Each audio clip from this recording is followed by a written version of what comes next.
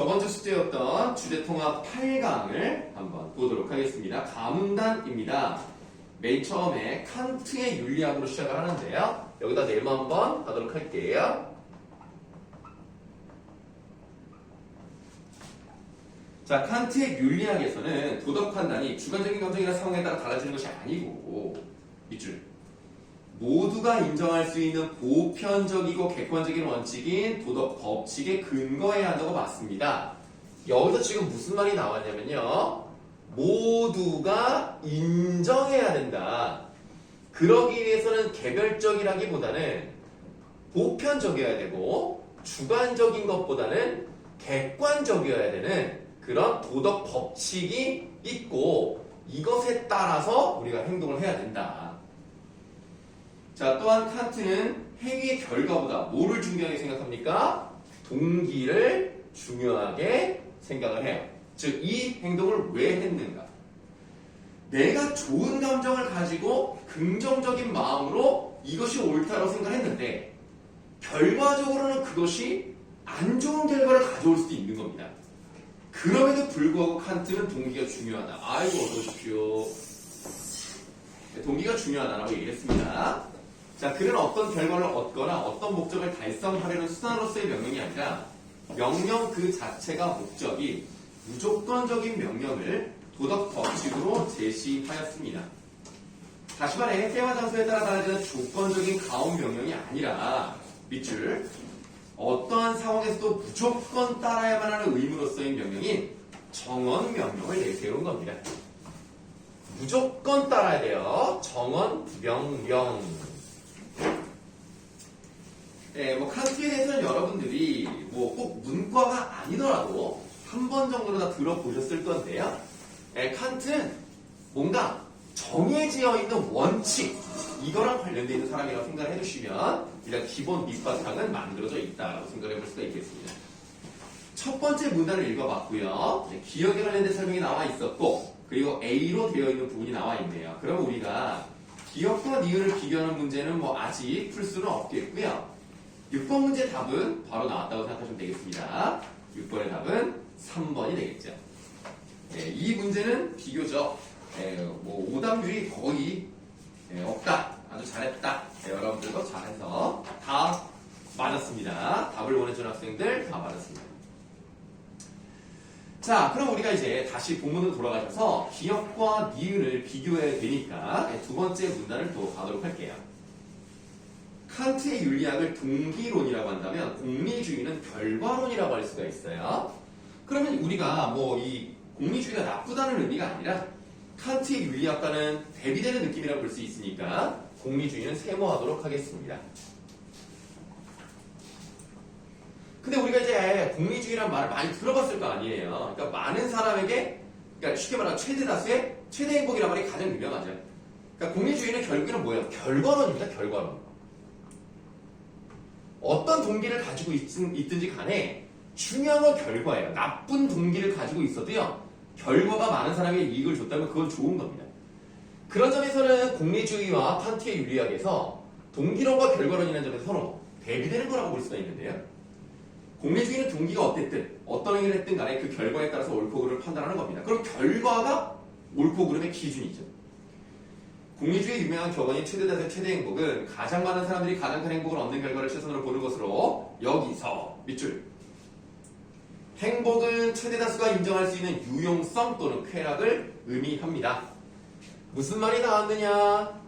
최대다수의 인정이라는 말이 나왔고요.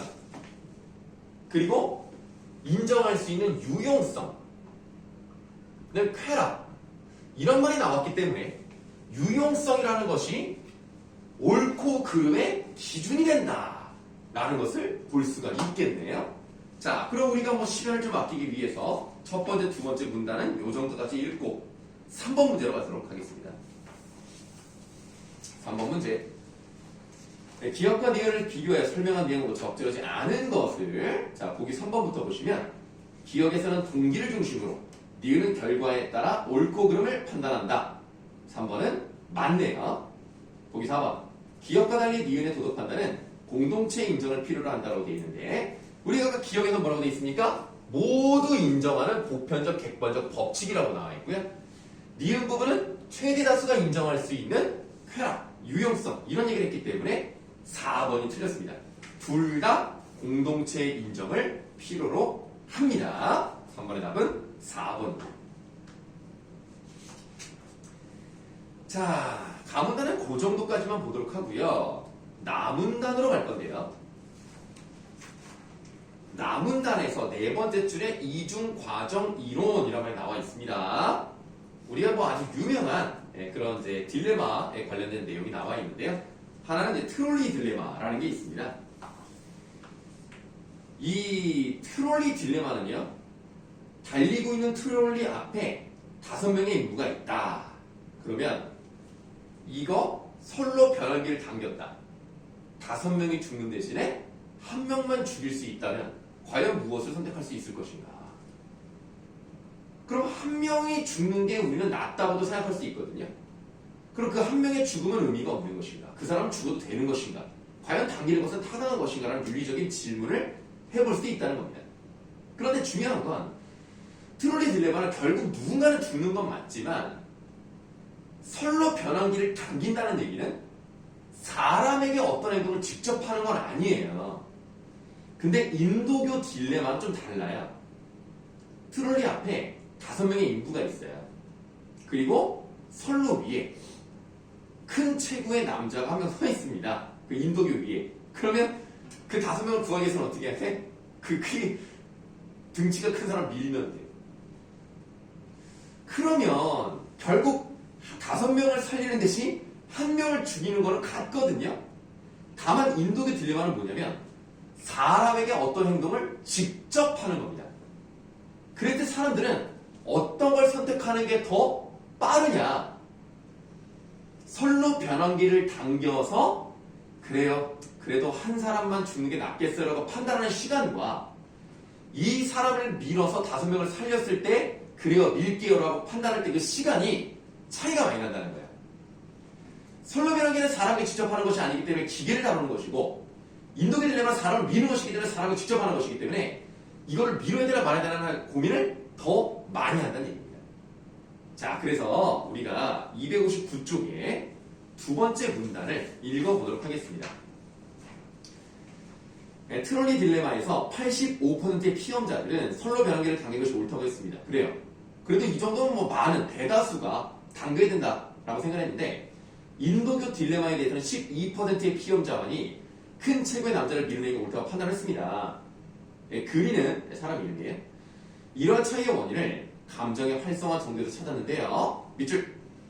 트롤리 딜레마와 같이 직접적으로 사람을 대상으로 하지 않는 비인신적 도덕 딜레마와 달리 인도교 딜레마와 같이 직접적으로 사람을 대상으로 하는 인신적 도덕 딜레마 상황에서는 판단의 정당화 가능성과 별개로 불승인의 감정 반응이 더 강하게 활성화된다라는 말이 나왔습니다. 즉, 선로 변환기를 당기는 것이 과연 정당한가? 또는 사람을 밀어서 떨어뜨리는 게 정당한 이거를 별개로 써있죠. 별개로 불승인의 감정 반응. 즉, 못하겠는데. 어떻게 그렇게 사람을 밀어? 라는 그런 불승인의 감정 반응이 인도교 딜레마와 같은 인신적 도덕 딜레마에서 더 강하게 활성화되었다. 이런 걸 이제 알 수 있다는 거죠. 그리고 뭐 이제 읽진 않겠습니다. 시간도 더 오래 걸려요. 자, 마지막 문단으로 가시겠습니다. 자, 그리는 이러한 발견과 더불어 다양한 딜레마 상황에 대한 실험 결과를 토대로 하여 다음과 같은 주장을 추가했어요. 직관에 영향을 미치는 감정 반응은 맥락에 중독되는 특징을 가지며 감정 반응의 강도가 강할수록이라고 했어요. 자, 이건 이제 과학적으로는 아니지만 이 감정 반응 이거의 강도가 강하면 강할수록 네모합니다. 직관적 형태의 여기 직관적 형태 네모하시고 직관적 형태의 판단에 도출될 가능성이 높아집니다. 자, 또 이러한 판단에는 밑줄 유전자, 문화적 학습, 개인적 경험이 축적이 영향을 끼치며 의무론적 윤리에 입각한 판단이에요. 의무론적. 그러면 우리가 딱 봤을 때 누가 보더라도 뒤에 문제 나오지만 애기가 울어. 애기를 죽이면 안 돼. 근데 애기를 입을 막지 않으면 다 소리가 나가지고 다 죽게 생겼어. 애기를 죽일 수 없다는 것은 상당히 직관적이에요. 누가 보더라도 그렇단 말이야. 그리고 당연히 그렇게 죽이면 안 되지. 그러니까 의무론적이라는 얘기야. 근데 그 다음 읽어볼게요. 또한 강한 결과론적 근거가 존재하거나, 그렇죠? 그러니까 이 아기를 죽였을 경우에 수많은 사람들이 살 수 있다? 아주 강한 결과론적 근거가 존재하거나 감정 반응의 정도가 약한 경우, 그러니까 반대죠? 그러니까 여기 높은 경우는 직관적 형태라면 감정 반응의 강도가 낮다면 뭐예요? 추론적 판단에 내모하세요. 네, 추론적 판단에 도출 가능성이 높아지며 이는 밑줄 목적론적 윤리에 입각한 판단. 그러면 의무론적이라는 것은 누가 보더라도 당연히 따라야 되는 것들이 있죠. 이런 거고 목적론적이라고 하는 것은 내가 어떤 목적을 달성하기 위해서 가장 좋은 결과가 나타나는 것이 무엇인가. 그러니까 공리주의 쪽이랑 가깝다고 생각하시면 되는 겁니다. 자, 그러면 이제 필요한 부분을 읽었으니까요. 4번 문제로 가도록 하죠.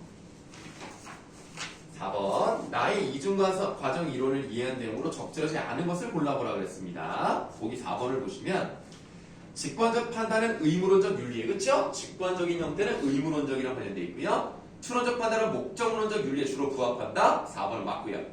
보기 5번 도덕적 딜레마에 대한 응답 시간의 차이는 판단의 정당화 가능성에서 비롯된다고 설명했다. 자, 아까 뭐라 그랬죠? 우리가 그 259쪽에 두 번째 문단의 마지막 밑줄친 부분을 보시면은 판단의 정당화 가능성과 별개로 이것이 정당하냐 아니냐에 따라서 응답 차이가 나는 게 아니에요. 불승인의 감정 반응이 강하게 활성화되면 빨리 결정을 못하는 거야. 아, 이거 못하겠어 이러면 시간이 오래 걸린다고. 이 감정 반응이 판단에 영향을 미치는 것이기 때문에 5번이 틀렸습니다. 4번에다 5번. 자, 그 다음에 5번 문제로 가시겠습니다. 이게 아까 잠깐 예를 들었던 전쟁 상황 중에서 아기가 울 때 아기의 입을 막아서 질식사를 시키는 한이 있더라도 소리를 내지 않아서 다른 사람을 살릴 것이냐, 아니면 이 아이를 죽일 수 없느냐, 이걸 선택을 해야 되거든요. 이 문제는 뭐 선생님이 결론적으로 말씀을 드리면 여기 계신 분들의 답이 다 다릅니다. 아, 심지어는 여기 없는 학생까지 다 달라요. 답이 다 달라요. 고칠래요. 갑자기 묻혀요? 자, 이게 4명이 다 답이 다르다는 얘기는 답이 없을 수도 있다는 얘기예요. 아니면 한 명만 맞았다는 얘기일 수도 있죠. 둘 중에 하나겠죠? 다 틀렸거나 한 명만 맞았거나. 자, 우선 2번을 보시겠습니다. 그린의 입장에서 A의 최종적 판단은, 그러니까 결국에 A를 죽였어. 결과를 비교해봤더니 애를 죽이는 게 낫다고 생각한 거야. 강한 결과론적 근거를 바탕으로. 그렇죠. 결과를 생각해봤더니 애 하나가 죽으면 수많은 사람이 살 수 있어요. 강한 결과론적 근거가 있죠. 그래서 애를 죽였어. 그게 바로 요거 아닙니까? 요거. 강한 결과론적 근거가 있으면 추론적 판단에 의해서 목적, 그래 어떤 게 더 나은 것인가 라고 생각을 하는 거예요. 네, 그러니까 2번은 맞아요. 답이 아닙니다. 3번 보시겠습니다. 공리주의라는 A의 행위에 대해 옳고 그름을 판단하는 과정에서 사회적 유용성. 자, 아까 뭐라 그랬죠? 공리주의는 최대 다수가 인정할 수 있는 유용성과 판단의 기준이 된다. 사회적 유용성이 뛰어나잖아. 애 하나 죽이는 것으로 수많은 사람을 살렸다? 얼마나 좋습니까? 3번도 답이 아닙니다. 4번 보시겠습니다. 아이를 죽일 수 없다는 A의 생각은 문화적 학습이나 개인적 경험의 영향에 이유된 추론적 형태의 판단. 자, 추론적 형태가 이쪽이었죠? 그런데 아까 우리가 그 앞에 밑줄 친 부분을 봤더니 우리 그 259쪽의 마지막에 이런 거에 밑줄 쳤어요. 유전자, 문화적 학습, 개인적 경험의 축적에 영향을 끼치는 것은 직관적 형태, 의무론적 윤리. 그러니까 4번이 틀렸네. 자, 보기 5번. A가 최종 판단을 내리기 전까지 망설이는 것에 대해 그리는 인신적 도덕 딜레마. 즉, 사람에게 어떤 행동을 직접 하는 것이 바로 인신적 도덕 딜레마잖아요. 그러면 감정 반응이 강하게 활성화가 됐다. 그러니까 빨리 선택을 못하고 불순인 감정이 그 시간을 지연시키는 거예요. 그래서 막 고민을 한 거지. 고민을 하다가 결론적으로 마음을 바꾼 것은 강한 결과적 근거가 있었기 때문에. 그래서 4번이 틀렸습니다. 4번이 답입니다. 자, 나머지 1번 답 1번, 2번 5번. 답 5번. 자, 이렇게 6문제를 다 말씀드렸습니다. 네, 오늘 숙제는 요거 하나였으니까 요 정도 설명을 드리면 되겠고, 혹시 뭐 질문 있으시고요. 그럼 없으시면 저번 시간에 나갔던 그 작품 프린트 있죠? 네, 그거를 나가도록 하겠습니다. 그 선생님이 그 적어놓은 게 핸드폰에 있어가지고 우리가 어디를 할 차례죠? 공무도하고 나가죠. 공무 도화가까지만 했나요? 그러니까 현대시를 먼저 좀 하다가 월훈까지 끝났죠? 네. 그 다음 공무 도화가 하나 들어갔나요? 네. 그 다음 건 안 했어? 네. 그러면 허나가부터 이제 보면 되는 거죠. 대회 포지는 아니에요. 아, 여수장 우중문 씨를 봐야 되나요? 네. 아, 예, 그렇죠. 착각을 했네. 국민이 알아요? 국민이요? 국민이요. 아, 강민이요? 네. 아, 강민이 오늘 아프대요. 왜? 혹시 네. 아까 봤어? 근데 뭔가 왜 강민이가 아프다니까 의심하는 것 같은 그런.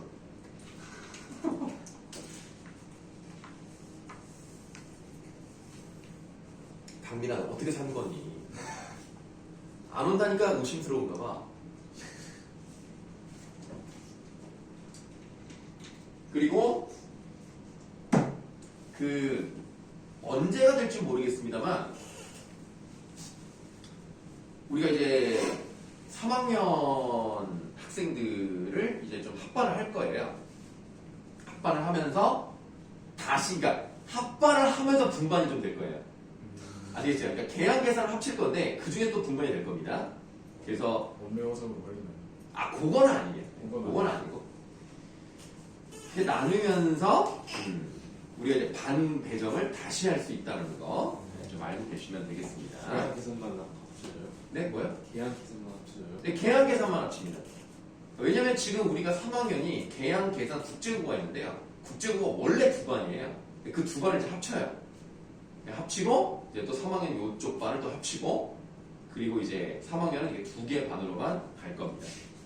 이제 좀 정해져 있는 시간 안에 그 이제 학년을 좀 이제 하다 보니까 네, 그렇게 되었다는 것을 좀 알아주시고 네, 분반이 될 수 있다는 거. 자, 우리 공무도화가는요, 저번 시간에 말씀드렸던 것처럼 글의 갈래가 뭡니까? 고대가요. 네, 고대 가요입니다. 우리가 이제 예전에 다 공무도화 배운 적이 있어요. 그렇죠? 네, 그러나 수능 특강에 나오기 때문에 다시 한번 언급을 해봤던 건데요. 공무도화는 고대 가요이기 때문에 고조선부터 삼국시대까지의 노래라고 생각하시면 되겠습니다. 공무도화는 고조선 때의 노래다. 그리고 집단적 서사시가 아닌 개인적 서정시다라는 것도 중요하게 되었습니다. 자, 이제는 고대 가요는 아니지만 한자로 기록된 시, 그러니까 한시라고 볼 수가 있죠? 그 한시를 한번 공부해 보도록 하겠습니다. 을지문덕의 작품 여, 수장, 우중문, 시를 볼 건데요. 을지문덕이면 어느 나라? 고구려. 예, 그렇죠. 거기 밑에 핵심 정의를 보시면 연대라고 나와 있어요. 고구려에서 26대 영양왕 때, 아, 그냥 아주 뉴트리언 킹이라고 볼 수가 있던데 아주 영양분이 그냥 풍부합니다. 을지문덕이 어느 나라랑 싸워가지고 크게 이겼습니까? 그 위에. 수나라. 수나라죠. 지금 제목부터가 그게 나와 있는 건데요. 여기서 여가 무슨 뜻일까요? 우리가 여당 할 때 그 여자는 맞습니다만 여기서는 어떤 의미를 썼을까요? 누구누구에게로 쓰인 거예요. 수장이 뭐예요? 수나라 장수. 아, 그 수나라 장수 이름이 뭐예요? 우중문. 우중문. 그러니까 왜요? 그런 것 같아요. 아, 예. 자, 수나라 장수 우중문에게 보내는 시. 이게 바로 여, 수장, 우중문, 시. 여러분들 을지문덕은 유명하잖아요. 예. 거짓 패배를 해가지고 7번을 져. 계속 끌어와. 끌고 와서 한 방에 쓸어버리죠. 네, 아주 대단한 책략으로 이겼다. 자, 그럼 우리가 이제 배경식을 활성화하기 위해서 밑에 작품에서 한번 보도록 할게요. 이 작품은 고구려의 명장 을지문덕이 수나라의 30만 군대를 맞아 살수에서 싸울 때, 그러니까 살수 대첩을 아주 유명하죠. 이 살수가 지금의 무슨 강인지 아십니까? 지금 북한에 있겠죠, 당연히. 북한의 유명한 강 뭐 대동강 말고 겐지스강. 겐지스강, 뭐 티그리스강, 유프라테스, 나일강, 뭐 아마존, 말도 안 되는 소리 하지 마시고 청천강입니다. 아, 자, 살수에서 싸울 때 밑줄 하세요. 적장인 우중문에게 조롱조로 지어보낸 시입니다. 약 올리는 거예요.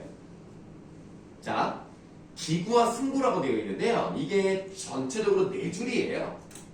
사실은 한자로 쓰여졌습니다. 고구려 때니까 한글이 없으니까 당연히 한자로 쓰여져 있는데 여러분들 보기 좋으라고 현대어로만 4줄만 써놓은 거예요. 그래서 첫 번째가 기, 두 번째가 승, 전, 결 이렇게 간단 말이에요. 기구와 승구는 대꾸로 되어 있는데 표면적으로는 우주문의 신기한 청약과 기묘한 계획을 잔뜩 칭찬하고 있지만 밑줄 내면적으로는 자신이 그보다 훨씬 낫다는 자신감을 표현한 겁니다. 겉으로는 우쭈쭈 해주면서 사실은 깝치지 마라. 너 깝치다가 죽는다. 이런 내용이라고 보시면 돼요. 당시 을지문덕은 하루에 7번 싸워 거짓패하면서 적군을 평양성 북쪽 30리 지점까지 유난히 크게 이겼다. 이 시는 바로 이러한 상황에서 우주문에게 보낸 것이므로 전구에 쓰인 임이 기자입니다. 임이라는 글자에는 이제 더 이상 이길 기회는 절대로 없을 것이라는 경고의 의미가 짙게 담겨 있다. 그리고 이러한 경고는 밑줄 만약 싸움을 그치지 않으면 그냥 두지 않겠다는 결구의 위협으로 이어지고 있습니다. 자, 그러면 내용을 한번 보도록 하죠. 기, 승, 전, 결 이렇게 이제 각각의 줄이 해당된다고 보시면 되겠습니다. 그대의 신기한 책략은 하늘의 이치를 다했고 오묘한 계획은 땅의 이치를 다했노라. 그러니까 아까 말씀드렸던 것처럼 이제 대꾸적인 방식을 사용하고 있고요. 네가 짱이야. 넌 정말 대단해. 하지만 실제로 대단하다고 생각하지 않기 때문에 어떤 표현이 사용됐다고 볼 수 있어요? 반어법이 사용되었다고 볼 수가 있습니다. 다음 세 번째 줄 전군입니다. 전쟁에 이겨서 그 공 이미 높으니 그래 네 잘했어 아주 훌륭하다. 그러니까 지금 그 공이 이미 높다는 것은 조롱을 하는 거죠. 그러니까 만족함을 알고 그만두길 바라노라. 그러니까 을지문덕이 얼마나 자신감이 넘치는지를 알 수 있어요. 너 잘했어. 그러니까 이제 그만 깝치고 니네 나라로 돌아가. 이런 얘기거든요. 그래서 이 부분에 사용된 표현법을 뭐라고 하냐면 억양법이라고 그래요. 우리가 억양이라는 말은 이 말의 그 끝부분을 뭐 올리면 물어보는 거, 내리면 뭐 단정 짓는 거, 뭐 그대로 가면 명령하는 거 이런 식으로 이제 억양이라는 말을 많이 쓰잖아요. 원래 억이라는 것은 누르는 거죠. 양은 띄우는 겁니다. 여기서 이 억양법이라는 건 뭐냐면 순서상 먼저 우쭈쭈 해줘요. 그 다음에 깎아내리죠. 이게 바로 억양법입니다. 그래서 우리가 예를 들면 소개팅을 나갔는데 자, 어땠어? 하고 물어보면 아니 사람이 성격은 좋은데 얼굴이 막 이런 거 있잖아. 요런 게 바로 억양법이다. 자, 그래서 억양법이 사용됐다는 거 정도 아시면 되겠고요. 밑에 핵심 정리 다시 한번 보실 건데요. 거기 의 부분에 밑줄 하겠습니다. 현존하는 우리나라 최고의 한시예요. 현재 전해져 내려오는 우리나라 최고니까 뭐예요? 최고. 가장 오래됐다. 올디스트하다. 네, 그런 한시입니다. 베스트 아니에요. 올디스트입니다. 여수장 우중문 시는 뭐 그렇게 뭐 필기할 게 많지는 않고 무슨 내용인지 그리고 어떤 표현이 사용되는지 정도만 알고 다음으로 넘어가도록 하겠습니다. 자, 다음에 이제 헌화가가 나와 있죠. 공무도화가 같은 경우는 고조선, 을지문덕의 한시는 고구려. 그럼 이번에는 헌화가라는 것을 이제 볼 건데 지금 여러분들이 이게 어떤 글의 관례인지를 딱 보자마자 알기 어려울 수 있습니다. 그러나 시간 순서를 보세요. 고조선이 끝났죠? 고구려 나왔으니까 삼국시대들이 끝났다고 하겠습니다. 그럼 그 다음이 뭐예요? 삼국시대 끝나면? 오려. 아니 삼국을 통일한 나라가 있지 않습니까? 신라가 있죠. 신라 때의 노래 제일 유명한 거 뭡니까? 한가? 향가가 있죠. 자, 이 허나가는 몇 줄짜리입니까? 네 줄이. 네 줄짜리입니다. 원문은 지금 없어요. 그러니까 원래 향찰로 쓰여진 그게 있어야 되는데 일단은 뺐어요. 그게 빠져 있고 향찰로 이루어진 것을 조선시대 중세 때 한글이 만들어진 다음에 이렇게 읽었을 것이다라고 추정을 해서 쓴 거죠. 그리고 그 쓴 것을 오른쪽에 지금 우리가 보기 편하게 현대어로 해놓은 거예요. 왼쪽이 원문이라고 보기는 어렵습니다. 원래 원문은 향찰입니다. 향찰이 빠져있고 중세시대적으로 쓴 것을 현대어로 쓴 거라고 보시면 되겠습니다. 자, 그러면 향가가 또 세 가지가 있죠. 지금 이게 네 줄짜리니까 이런 향가를 뭐라고 합니까? 잉? 다 까먹음? 네 줄짜리 향가를 뭐라 그래요? 쓰는데. 되게 쉬운데. 네줄 향가. 네 줄 향가 너무 쉽게 생각했는데요? 근데 그런 느낌이죠, 근데 사실. 4, 9. 9. 한가. 야, 니네 다 까먹었어? 사구체. 맞아. 사구체라고 하자. 야, 이거 작년에도 했잖아, 향가는. 자, 사구체. 그 다음에 이제 발전된 양식이 뭐예요? 8구체. 그 다음 19채. 4, 8, 10으로 가고요. 우리가 19채 향가는 그래도 많이 배우는 거 유명한 거 하나 있잖아. 네. 제일 유명한 거 19채. 그거 뭐였지? 모르는 거 같은데? 합니다. 뭡니까? 뭐지? 19채가 하나가 아니니까 뭐 아는 거 아무거나 얘기해봐. 이거 작년 문학 때 시험 범위였던 것 같은데. 제 막내가 약간 모르는 것 같은데? 그럼 참기파란가? 아닌 것 같은데. 참기파라가 알아요? 이거 시험 범위였던 것 같은데 내 기억이 잘못됐나? 고1 때예요, 고1 때. 9일 때라고? 제 막내가 여동생 주고 맞아요. 참기파랑은 비파랑을 찬하는. 맞아요. 기파랑 이제 예찬하는 내용이고. 고1 니네 작년 문학 때도 향가 한 것 같은데. 네, 했어요. 그쵸? 자, 어쨌든 이 허나가는 네 줄짜리 향가이기 때문에 사구체 향가입니다. 일반적으로 향가 28개 중에서 승려나 화랑이 지은 것이 많아요. 그러나 이것은 누군지 모릅니다. 그래서 이름이 없어서 실명 노인, 눈이 안 보인다는 게 아니에요. 이름을 잃어버린, 이름이 없는 그런 노인입니다. 누군지 모른다는 거죠. 이것을 알기 위해서는 우리가 배경설을 한번 보도록 하겠습니다. 밑에 있죠? 성덕왕 때 순전공이 강릉 태수로 가던 도중 바닷가에서 점심을 먹고 있었다. 그 옆에 병풍 같은 바위벽이 있어 바다에 맞닿았는데 높이가 1000길이나 됐고 너무 높죠. 그 위에 철쭉꽃이 한점 피어 있었다. 이거 철쭉꽃하고 별거라고 이거를. 이 수로가 그것을 보고 옆에 사람들에게 저 꽃을 꺾어다 바칠 자 그 누구뇨 하니 모시는 사람들이 모두 사람이 발 붙일 곳이 못 됩니다 하고 사양하다. 올라가다 죽을 수도 있잖아. 이 여자 좀 나쁜 여자예요. 근데 이 여자가 되게 예뻐요. 그래서 어느 정도로 예쁘냐면 바다에서 용이 나와가지고요. 이 여자의 외모에 반해서 납치를 해가요. 그래서 그때 사람들이 노래를 부르면서 거부가 수로 부인을 내놓아라. 남의 부인 훔쳐간 죄 그가 얼마나 크냐. 만약 내놓지 않으면 구워서 먹으리다. 하는 해가라는 걸 부릅니다. 구지가 거의 비슷하게 생긴 게 있어요. 해가라고. 그래도 나중에 용이 다시 풀어주는 뭐 그런 내용이 있습니다. 정말 예뻐요. 납치를 2번이나 당해요. 그런데 그 전에 이제 이 여자가 자기 얼굴 믿고 내가 이렇게 예쁘고 고귀한 여자인데 누가 하나 따주겠지라고 생각을 한 거야. 내가 볼 때는 여러분들 그런 거 있잖아요. 얼굴이 예쁘잖아요. 그럼 뭐 한다 그래요? 얼굴값 한다. 근데 얼굴이 안 예쁜데 꼴값 떤다. 그게 아니라 그러니까 얼굴값이라고 하면 좀 예쁜 거고 꼴값이라고 하면 안 예쁜 건데 어쨌든 그래서 그 곁에 늙은 노인이 암소를 끌고 지나다가 부인의 말을 듣고 꽃을 꺾고 노래를 지어 바쳤으나 그가 어떤 사람인지 알지 못했다. 여기까지가 이제 허나가랑 관련된 거고요. 다시 이틀 길이 가다가 바닷가 정지에서 점심을 먹는데 용이 홀이 나타나 부인을 끌고 바다로 들어갔다. 이게 바로 이제 아까 말했던 해가의 배경소라가 되는 겁니다. 자, 그러면 허나가의 허는 무슨 뜻일까요? 이 한자는 무슨 헌자일까요?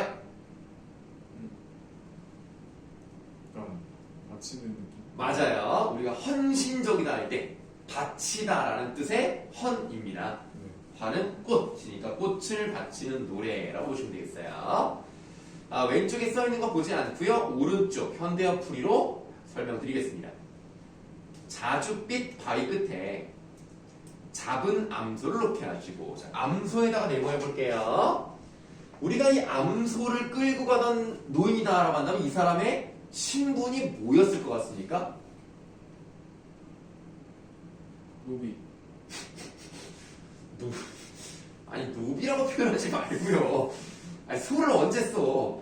농사짓는. 네, 농민이었나 보다라고 생각해 볼 수 있죠. 그러면 지금 이 수로 부인은요 태수의 아내란 말이야. 그럼 지배층의 아내잖아. 그럼 이 사람과는 신분이 많이 차이 나겠네.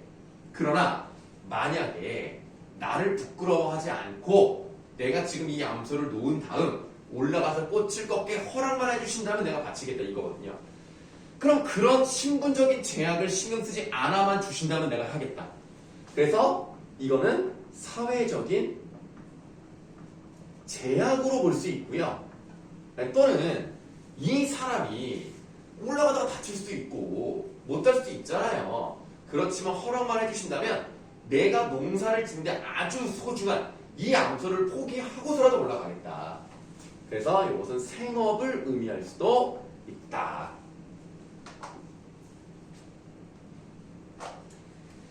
자, 잡은 암소를 놓게 하시고, 자, 놓게 하시고에다가 밑줄 하시고, 그러면 요거 갑자기 이제 문법을 한번 물어볼게요. 이게 뭐하게 하다는 이거 무슨 표현이라고 하죠? 사동. 사동이라고 하죠? 뭐 이제 엄매를 저기 시주이도 화작한다 그랬지? 네. 뭐 엄매를 뭐 선택하지 않는 학생이 여기는 더 많아요. 더 많은데 이 놓게 하시고라는 것은 통사적 사동입니다. 그러니까 누군가가 나에게 그렇게 하도록 간접적으로 시키는 건데요. 이 주체, 즉 이 소를 놓게 하는 주체는 누굽니까? 그 여자. 그러니까 수로부인이죠. 네, 수로부인이고요. 아마 이 여자가 진짜 예뻐서 이 노인도 반했던 것 같아요. 그래서 내가 한번 따와야 되겠다. 그러니까 나를 아니 부끄러워하신다면 꽃을 꺾어 바치겠습니다. 자, 꽃에다가 동그라미 하시고요. 그 꽃 밑에 원래 왼쪽 글을 보시면 이제 곧하고 지읒 받침돼 있잖아요. 요거는 우리가 그 용비어천가 같은 경우를 보시면은 나와요. 이렇게 써있는 거 우리가 배운 적이 있을 겁니다. 그래서 그 밑에 곧이 어떤 것을 의미하는지를 밑줄 좀 해볼게요. 시적 대상을 대하는 서정적자의 심정을 대변하는 시어인데요. 좀 말이 좀 어렵게 되어 있습니다만 여기서 시적 대상은 당연히 수로부인을 말하는 것이고 서정적자는 시적 화자를 말하니까 노인을 말하는 겁니다. 그 노인이 아주 외모에 반해서 우리가 뭐 사랑한다라고 표현하면 좀 그렇지만 흠모한다라고 표현하기 좀 있어 보이죠? 흠모의 마음이 담겨져 있는 상징적 소재가 꽃이란 얘기예요.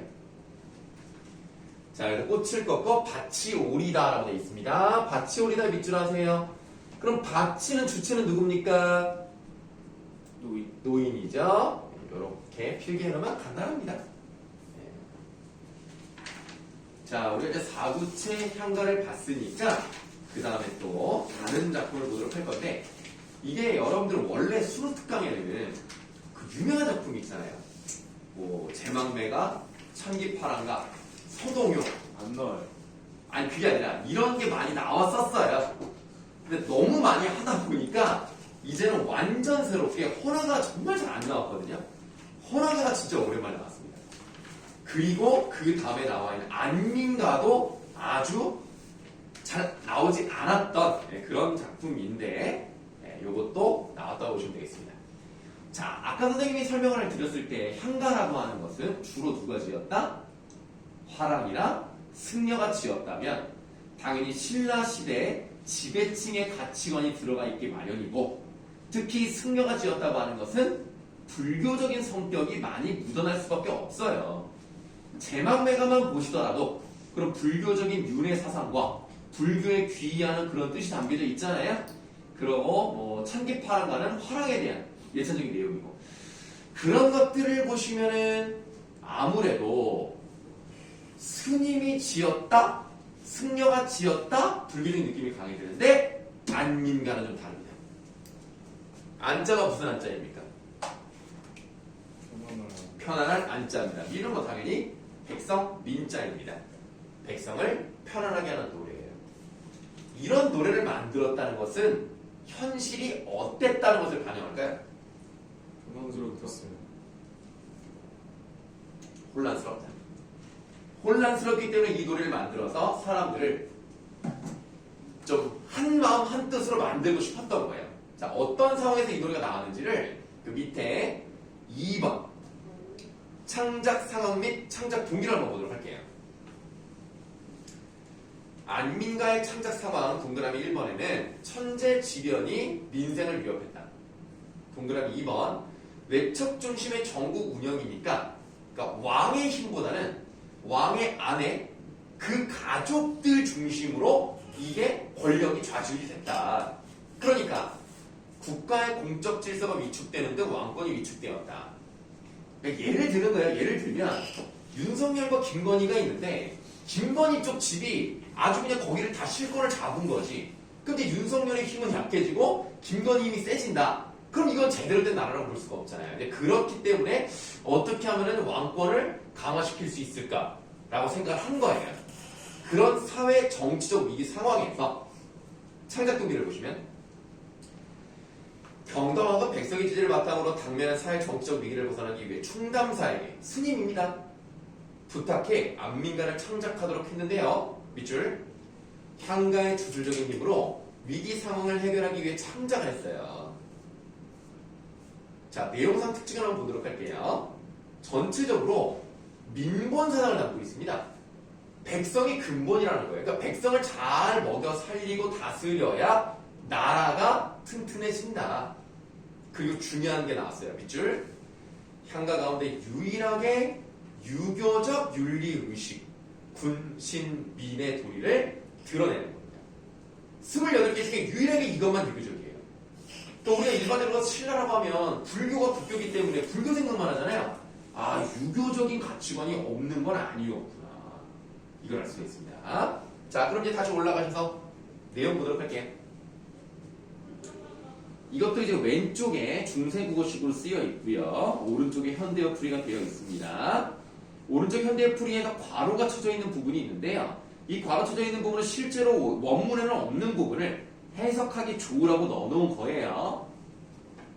자, 만약에 임금께서 임금은 아비고 신은 사랑하는 어미고 백성은 어리석은 아이라고 생각하신다면 백성이 임금의 사랑을 알 것입니다. 자, 네 줄 읽었죠? 자, 네 줄을 한번 묶어보세요. 선생님은 오른쪽으로 묶어봤습니다. 그럼 임금은 한자로 군이고요. 신이고요. 민이잖아요.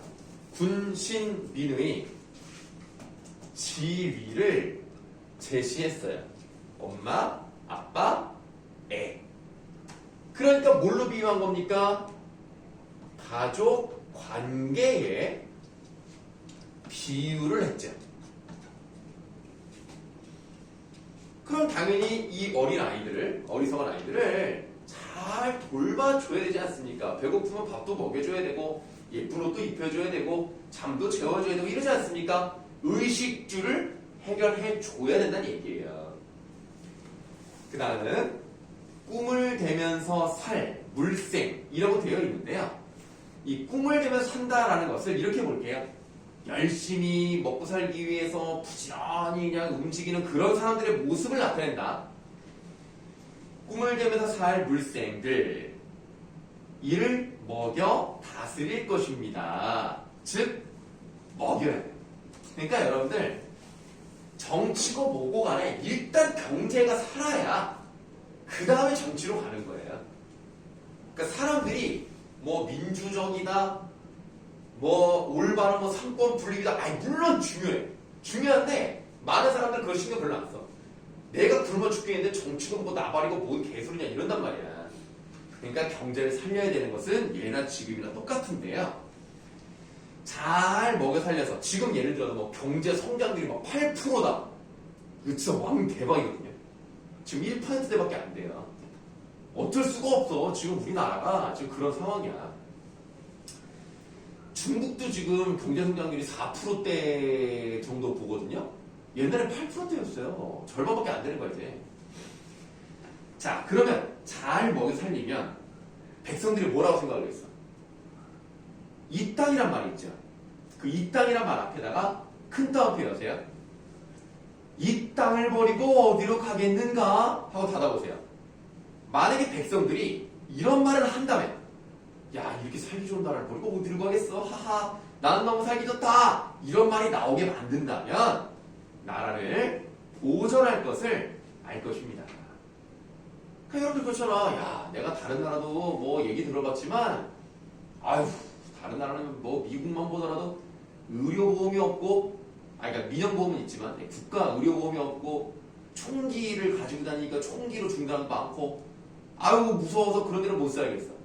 아유 동남아를 갔더니 위생도 안 좋고 그냥 어지럽고 그냥 혼란스러워서 아유 못 살겠어. 북한 말할 필요 없어. 중국 말할 필요 없어. 역시 대한민국이 짱이야. 이런 말이 나와야 된다는 거야. 자, 그럼 우리가 지금 여러분들 그 이제 줄이 5번째 줄, 그러니까 5, 6, 7, 8, 9, 10 약간 이렇게 보이긴 하지만 실제로 이제 5에서 8, 4줄을 본 거예요. 무슨 말인지 아시겠죠? 우리 4줄까지 본 겁니다. 그럼 그것도 두 번째 4줄을 또 이렇게 묶으세요. 자, 그럼 첫 번째 4줄 받고 지금 4줄 본 겁니다. 그럼 이 4줄은 국가와 백성의 관계를 제시했다. 그러니까 국가는 백성들을 잘 먹여 살리고 백성들의 만족감을 주는 것이어야 된다. 그럼 아까도 말했지만 백성이 중심이니까 민본주의라고 볼 수가 있겠고요. 그리고 제일 중요한 것은 먹고 입고 자는 것을 해결해 줘야 돼요. 그게 바로 의식주를 해결해 주는 것이다. 이러면 나라가 알아서 잘 굴러간다. 그 다음에 중요한 게 나왔죠. 아에다가 내모하세요. 자, 이거 몇 구체 한가입니까? 19체 한가죠. 19체 한가의 마지막 두 줄에서 아로 시작합니다. 이거 뭐죠? 여기 시조랑 비슷한 이거 맞는데 이 마지막 두 줄을 뭐라 그러죠? 낙구라고 하고, 낙구 첫머리에 무조건 뭐가 나와요? 감탄사. 감탄사가 나오는 것이 정해진 형식이죠. 그래서 여기 시성이 집약되어 있다고 보시면 되겠습니다. 임금은 임금답게, 신하는 신하답게, 백성은 백성답게 한다면 나라가 태평할 것입니다. 자, 마지막 두 줄도 이렇게 묶어보시고 결국은 어떻게 살아야 돼요? 각자의 본분에 충실해야 합니다. 즉, 뭐 똑같은 내용은 아니지만 지금으로 따지면 입법부는 백성들의 민생을 해결해 줄 수 있는 법을 만들고, 행정부는 그것을 잘 집행해서 그렇게 효율적으로 일을 해야 되고 예산을 잘 써야 되고, 우리 국민들은 또 어떻게 해야 돼요? 자기 나름의 일을 또 열심히 유지하면서 세금도 내고 이래야 잘 돌아가는 거 아닙니까? 그런 나라를 만들어야 된다. 그래서 유교적인 가치관에 대해서 얘기했다는 점이 아주 특징이다. 유일한 유교 정신이 들어가 있는 향가입니다. 이번 수능 특강에는 향가임이 2개가 들어가 있습니다. 자, 그러면 여러분들 향가는 이제 신라 때 노래니까 이제 신라가 이제 무너지면서 뭐 후삼국이 또 나오기도 하죠. 뭐 후고구려, 후백제, 후신라. 그런데 이제 그런 것들이 이제 다 통일이 되면서 고려가 된다는 거죠. 고려가요. 그러니까 고려가요를 한번 가요. 자, 고려가요 뭐 나와 있습니까? 동동. 동동인데 이거 작년 시험범위 아니었나요? 네. 네. 맞죠? 근데 작년에 시험범위였던 다른 학생들한테 물어봤더니 기억이 잘 안 나나 봐. 맞아요. 그래서 여러분들 뭐 확인을 해야 될 것 같아요. 어차피 또 수능 특강도 나오니까 한번 해보도록 하겠습니다. 해봐야 되는데 혹시 지금 몇 시죠? 3시 21분입니다. 그러면 간단하게 고려가요 좀 설명드리고 쉬는 시간 드리도록 할게요. 고려가요는 말 그대로 고려 때의 노래입니다. 고려가의 형식적 특징 혹 기억나는 거 있어요? 고려가의 네. 특징이요? 고려가의 어떤 특징 같은 게 지금도 눈에 보인다. 그거 아을 분홍다리. 그런 뭐가 많이 나오죠 계속? 그 뭐라 하더라? 필요 없는 거. 필요 없는 거라고 표현하지 말고. 그 뭐였지? 여는 그러니까 여음도 맞고 흥을 돋우기가 좋은 것도 맞는데 매년 반복되잖아. 후렴구가 이렇게 반복이 많이 됩니다. 이게 바로 고려가의 첫 번째 특징. 그리고 여음이 많아요. 여음이 많은 이유는 뭐냐? 원래 고려가요는 누가 불렀어요? 원래 일반인들 부르는 일반인은 좀 궁중 백성이라고 할까요? 네. 궁중 음악으로 들어요. 그렇죠. 그러니까 일반 평민들이 주로 불렀단 말이에요. 근데 그 평민들이 불렀던 노래가 계속 퍼지고 퍼지다 보니까 궁중으로까지 유입이 된 거예요. 그래서 그 궁중 음악을 만들어 놓고 거기에 가사를 넣으니까 싱크가 안 맞는 경우들이 있죠. 남는 부분은 빼면 되는데 부족한 부분은 채워야 될 거 아닙니까? 채우는데 뭘 넣어요? 여음을 넣는 거예요. 훅은 좀 아니고. 네. 그래서 여음을 넣어요. 그래서 거기 보시면 뭐 아으라는 좀 쓸데없는 그런 부분들이 들어가잖아요. 그런 것들이 바로 여음구. 그래서 넓은 의미에서 후렴구도 여음구라고 봅니다. 그 다음에 후렴구가 나오면서 어떤 기능을 또 하죠? 후렴구가 나올 때마다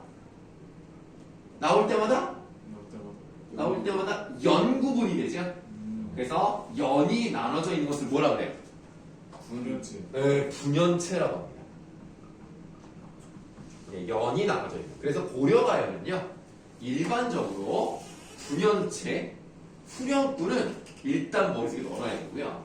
이 동동은 잘 맞아떨어지지 않지만 다른 고려가요의 일반적 특징은 삼음보예요. 그래서 여러분들 가시리 같은 거 배우신 적 있을 겁니다. 가시리 있고 발이고 그 나나는 여음이니까 뺐고 발이고 가시리 있고 이런 식으로 삼음보로 가는 경우가 많습니다. 그리고 사람이 맞아요. 차라리 살이 낫다. 그래서 삼음보이면서 다 그러진 않지만 세 글자, 세 글자, 두 글자로 가는 경우들이 좀 있다. 요거는 그거랑 관련 없어요. 관련 없고 분연체 후렴구가 있다는 것 정도만 아시면 되겠습니다. 그럼 동동이라는 것에 내가 한자를 안 써놨는데 한자가 써있나? 그게 지금 내가 갖고 있는 건 니네가 주가 좀 달라가지고 있어요. 아유 동동만이 있을 그럼 그 동동이 무슨 동자예요? 아닌데? 아닌데 동자야? 아닌데? 말을 뭐 입을 약간 움직임직 하는 것 같은데? 움직이는 거 아닌데? 뭐였더라 이거? 움직임 돈 맞아. 맞아요? 네. 그럼 제목이 움직이고 움직인다? 네. 아닙니다. 아 저 아으 동동다리가 뭐냐면 요런 느낌인 거예요. 북치는 소리입니다. 얘는 네, 둥둥 따닥 요거를 흉내낸 말이라고 보시면 돼요. 그래서 의미는 없어요. 코리안 비트박스네. 네, 호비박으로 보죠. 네. 그래서 그 아으 동동다리 이 부분은 의미가 없어요. 그냥 네? 일자로 쭉선 그거를 아니 뭐 그럴 필요는 없고요. 네. 그리고 이게 뒷자까지 보시면은 총 13개 영으로 되어 있어요. 근데 2연부터가 사실 1연 같은 느낌이에요.